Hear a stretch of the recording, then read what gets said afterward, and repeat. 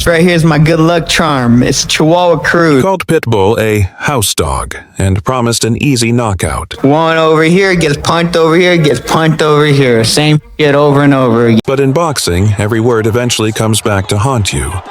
This is the story of how the loudest trash talker in boxing slammed headfirst into brutal reality. And that reality's name is Isaac Cruz. If you want to see arrogance shattered inside the ring, stay with us till the end. Your like and subscription are the best support for the channel. This isn't just a sports story. It's a moral lesson about what happens when a fighter's mouth moves a lot faster than his fists. Roly Romero was never like other boxers. He didn't come from a decorated amateur background, and nobody praised his flawless technique. His weapons were two things: wild, unpredictable punching power, and a mouth that never shut up. That a that this tall can even get close to me. He stormed onto the scene with loud knockouts and even louder trash talk, selling himself not as a fighter, but as a walking reality show character. His career wasn't built on beating the best. It was built on making noise, grabbing attention, and saying whatever would keep cameras pointed at him. And that strategy worked. Just not the way he hoped. His mouth carried him all the way into a PPV main event against global superstar Gervonta "Tank" Davis. In the build-up, Romero was at peak arrogance. He clowned Davis non-stop, mocked his height and reach, acted like Tank was nothing special. He behaved like a joker who thought he'd never have to pay the price. There's no way I can miss. He has a big ass head like the koala-shaped head. You koala with chlamydia, man. But when the bell rings, the truth shows up. Trash talk doesn't help you in the ring. Only speed, precision, and composure matter.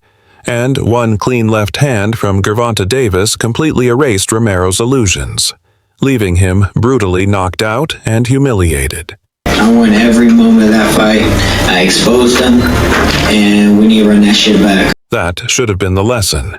The painful, necessary lesson in humility. But Rolly Romero isn't the type to learn. He moved up in weight, somehow landed a shot for a vacant world title against 40-year-old Ismael Barroso, and that fight looked like his career in a mirror. He got dropped early, looked lost, but survived. Then came a controversial stoppage win many fans still call a robbery.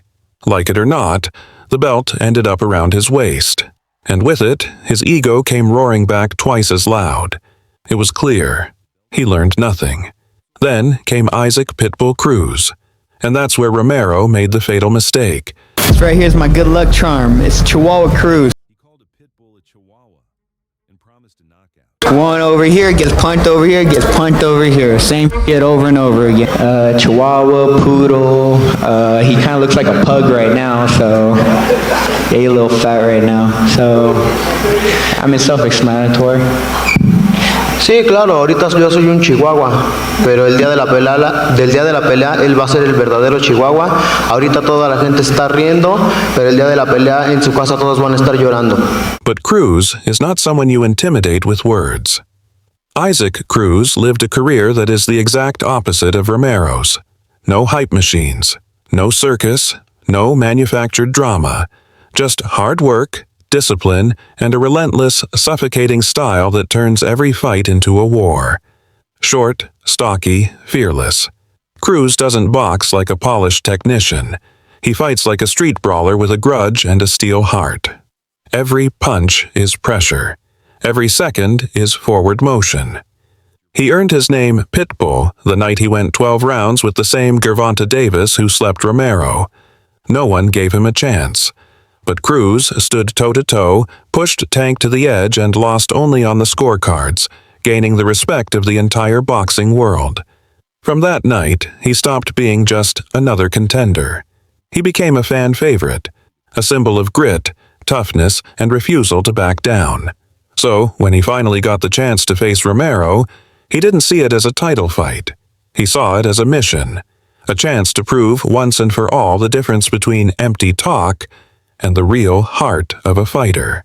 And then, the day of reckoning finally arrived. From the very first second, it became clear that Romero had miscalculated badly.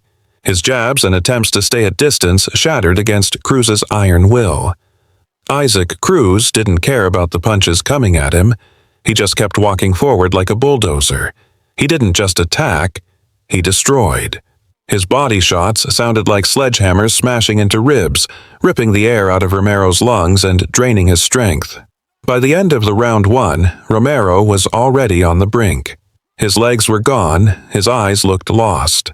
He survived, but he paid dearly. And with every round, the pressure only grew heavier. Romero tried to fight back. Sometimes he even landed clean counters, but nothing could stop the avalanche. Cruz was relentless.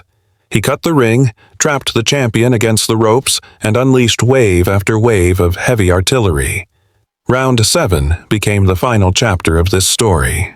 Romero, beaten and exhausted, stumbled helplessly along the ropes while Cruz, like a butcher, carved into him with brutal precision. The sound of Cruz's punches crashing into Romero's head and body was thick, heavy, and terrifying, a harsh contrast to Romero's lighter, desperate swings. The referee watched closely, and at some point it became obvious. A few more of those shots and Romero's health would be in serious danger. Cruz continues to look down. Romero again latches the right hand. Romero takes the shot. Goes down in. Referee. The ref stepped in. The fight was over. Isaac Pitbull Cruz did it. He didn't just win a world title in his debut at a new weight class. He delivered a harsh lesson to the entire boxing world. He proved that inside the ring, victory belongs not to the loudest mouth, but to the hardest worker. To the man who can endure pain and keep marching forward. He took the Chihuahua insult and turned it into a symbol of unbreakable will. And Rolly Romero? His career has become a warning for anyone who thinks you can build success in elite sports with hype alone. Eventually, you meet someone who doesn't fear your words. Someone whose will, determination, and raw power erase every ounce of your noise. His title turned out to be nothing more than shiny wrapping paper, blown away the moment a real storm hit. You did take more punches than you thought you would, so what went wrong during this fight? It's okay. That night, the Pitbull cornered the Chihuahua and shut him up for good. This wasn't just a fight for a world championship. This was the execution of arrogance. But what do you think? Could Romero have reached true greatness if he talked less and worked more? Or was his loud persona the only way he ever climbed this high? Drop your thoughts in the comments. If you enjoyed watching Pride fall to relentless grit, support the channel. Hit like, subscribe, and stay with us for more real boxing stories.